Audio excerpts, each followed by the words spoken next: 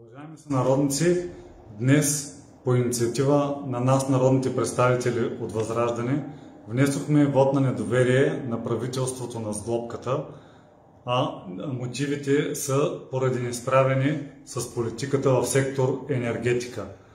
Ние от Възраждане сме последователни и искаме запазване на тецовете и сме в подкрепа на миньорите, които в продължение вече на почти една седмица продължават да стачкуват. Въпреки подписаното вчера споразумение, част от тях все още стоят на магистралата и са затворили главните артерии, защото не са съгласни с това споразумение.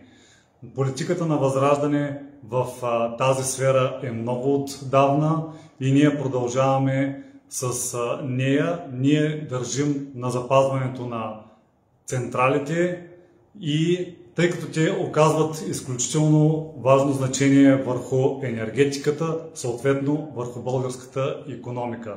Ние не искаме повишаване цените на тока, ние искаме запазване на работните места, ние искаме сектора в Стара Загора и района на Стара Загора да се развива.